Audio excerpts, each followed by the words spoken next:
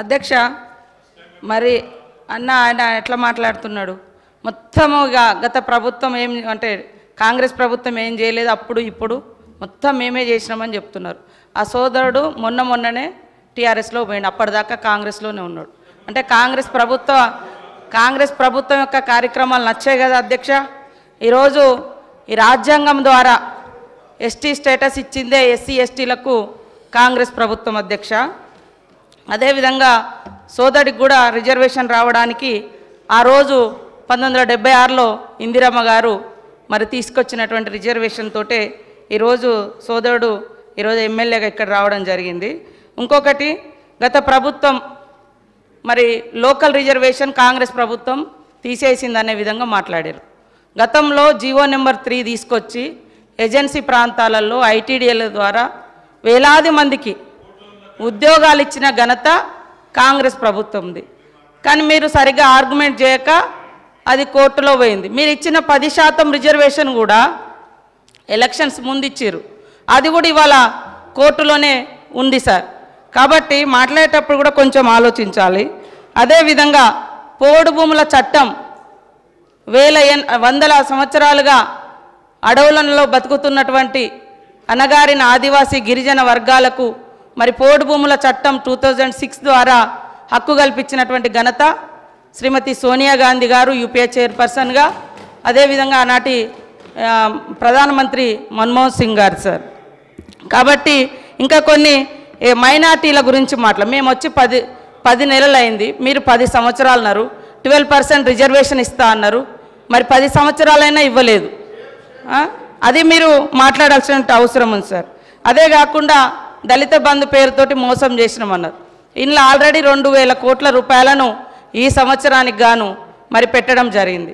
కాబట్టి మేము ప్రవేశపెట్టినటువంటి బడ్జెట్ను కూడా చూసుకొని మాట్లాడితే బాగుంటుంది. అంటే ఓకే అన్న, నేనేం అనడం లేదు, కానీ మేము పెట్టినాం కదా, పెట్టిన వాటిని కూడా మీరు పెట్టలేదు చేయలేదు అని కాకుండా మంచిని మంచి అనుండ్రి, చెడుని చెడు అనుండ్రి, పాలకు పాలు నీళ్ళకు నీళ్ళు, అంతేగాని అన్నీ ఏం లేదు అంటే మరి అది కూడా కరెక్ట్ కాదు. కాబట్టి మా సోదరుడు కరెక్ట్గా ఆదిలాబాద్ జిల్లాలోనే గత 10 సంవత్సరాలలో మీరు ఎన్ని వేల మంది గిరిజన నిరుద్యోగ యువకులకు ఉద్యోగాలు ఇచ్చిరో చెప్పండి, ఎంతమందికి ఎస్సీ ఎస్టీలకు ఇండ్లు ఇచ్చిరో చెప్పండి, ఎన్ని వేల మందికి నీటి వసతి కల్పించిరో వ్యవసాయానికి చెప్పండి. అదేవిధంగా మైనార్టీలకు సంబంధించి కూడా రిజర్వేషన్లు, ఉద్యోగాలు, ఇండ్లు ఏమిచ్చిరో చెప్పండి. మేము 10 నెలలు కూడా కాదు, 8 నెలల ఇప్పుడు మా బడ్జెట్లో అన్నీ పెట్టడం జరిగింది. కాబట్టి ఇవన్నీ ఆలోచించి మాట్లాడాల్సిందిగా మా సోదరుని కోరుతా ఉన్నా అధ్యక్ష. అనిల్ జాదవ్ కన్క్లూడ్ చేయండి. అధ్యక్ష, ఏదైతే మంత్రి గారికి ధన్యవాదాలు. ఇప్పుడు మాట్లాడినటువంటి మంత్రి గారి వాళ్ళు కాంగ్రెస్లో ఉన్నారు, నేను అంతకుముందు కాంగ్రెస్లో ఉన్నా, కానీ నేను ఎమ్మెల్యే కాక ముందు ఒక జడ్పీటీసీని.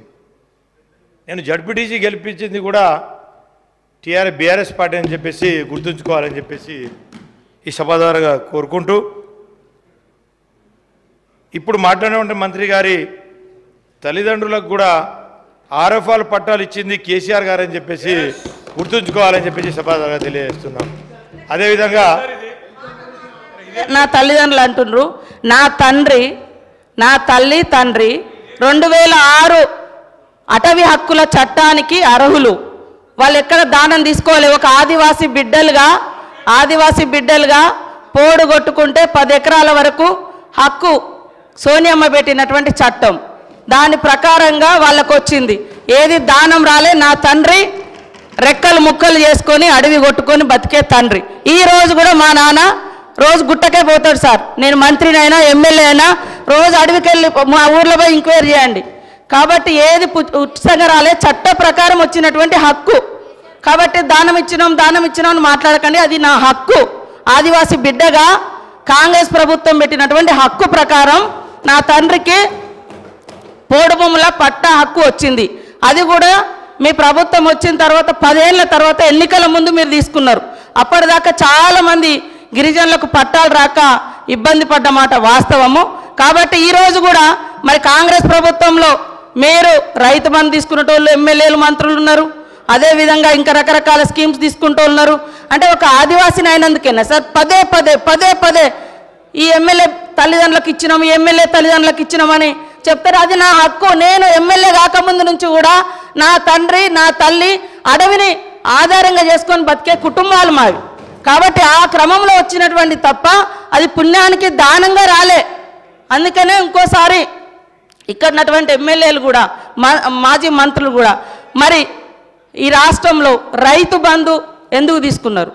అది ప్రజలది. ఇంకా ఇది నా తండ్రి గుట్టను చెట్టును పుట్టను రెక్కలు ముక్కలు చేసుకొని కొట్టుకున్నాయి సార్. ఇది అడవి కొట్టుకున్నారు. అది ఆదివాసీ బిడ్డలుగా మాకు వచ్చినటువంటి సాంప్రదాయపు హక్కు సార్ అది.